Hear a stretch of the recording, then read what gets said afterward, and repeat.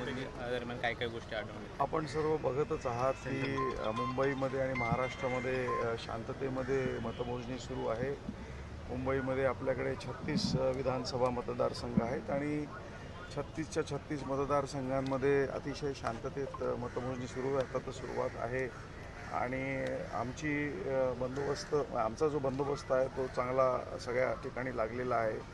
आमचे रिझर्व्स पण जागेवर आहेत. आम्ही संपूर्ण मुंबईमध्ये पेट्रोलिंग याची एक स्कीम बनवलेली आहे आणि मला खात्री आहे की ज्याप्रमाणे मतदान 20 तारखेला शांततेत पार पडलं त्याचप्रमाणे मतमोजणीचा हा जो दिवस आहे हा देखील आम्ही अत्यंत चांगल्या प्रकारे काम करू आणि नागरिकांचं पण सहकार्य राहील आणि शांततेत होईल सर्व काही. सर, निवडणुकांचे कल आता हळूहळू समोर येत आहेत. जसा निकाल स्पष्ट होईल तशी जल्लोष आणि वेगवेगळ्या पक्षांकडून मुंबईमध्ये उत्साह साजरा केला जाईल. त्या दरम्यान आपल्या कशा पद्धतीची काळजी घेते? नाही, आमचा बंदोबस्त दिवसभर चालेल, उद्या पण चालेल. कारण असं आहे की राज्याची विधानसभा आहे त्याच्यासाठी 15वी विधानसभा त्याची निवडणूक झाली 20 तारखेला आणि आता आज निकाल होऊन नवनिर्वाचित आमदार घोषित होतील आणि त्या अनुषंगाने आम्हाला बंदोबस्तात राहावं लागेल आणि आम्ही राहू.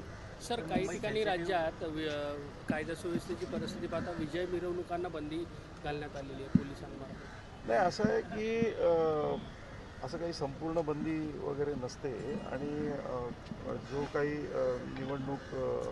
निवडणुकीची जी काही आचारसंहिता आहे ती लागू आहे आणि त्या दृष्टीनं सर्व नियमन केलेलं आहे.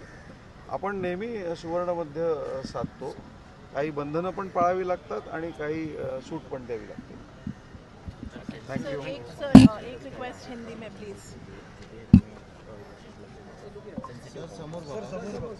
नाही, काउंटिंग सेंटर सेन्सिटिव्ह नसतो. एरिया जो आहे तो सेन्सिटिव्ह असू शकतो. जिथे क्लोज कॉन्टेस्ट असतात तिथे देखील आम्हाला फार सतर्क राहावं लागतं आणि लक्ष ठेवतं. आमचे लोक आज सकाळी 5 वाजल्यापासून बंदोबस्तात आहेत आणि दिवसभर राहतील, उद्या पण राहतील.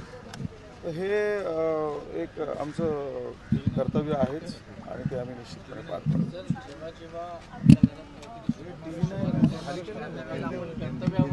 प्लीज.